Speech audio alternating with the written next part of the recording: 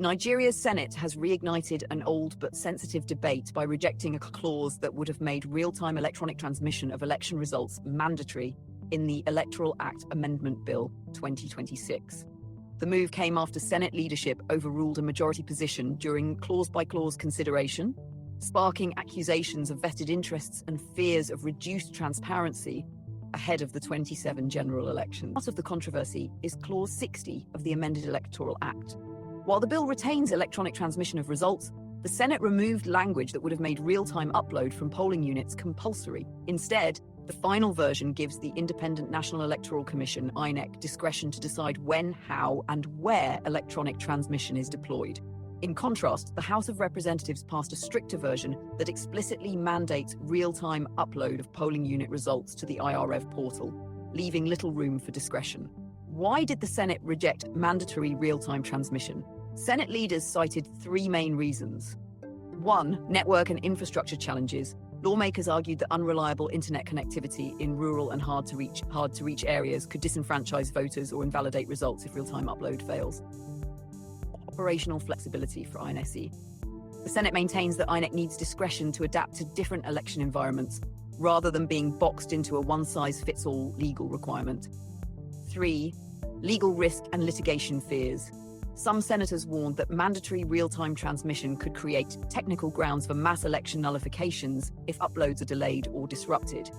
Critics, however, argue these concerns mirror arguments used in past elections to justify manual collation, which has historically been the weakest link in Nigeria's electoral process. Civil society groups and election observers argue that real-time transmission limits post-poll manipulation, especially during collation.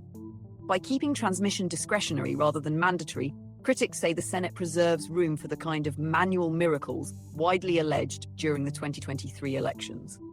Although Senate leadership has denied acting in bad faith, the optics of overruling a majority vote, combined with Nigeria's history of contested elections, have fueled suspicion, particularly among young voters and diaspora Nigerians.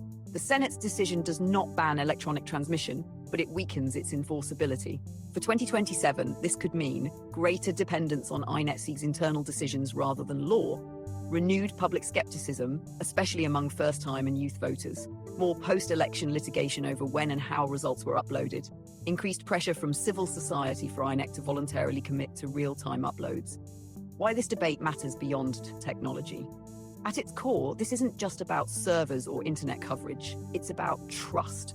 After 2023, many Nigerians see real-time result transmission as one of the few tangible reforms that directly limits human interference. By stepping back from making it mandatory, the Senate has reopened a credibility gap, one that legislation alone may no longer be able to close without political will and institutional transparency. As attention shifts to harmonization between the House and Senate versions, the final shape of the Electoral Act Amendment 2026 will signal whether Nigeria's electoral reforms are moving forward or cautiously standing still ahead of 2027.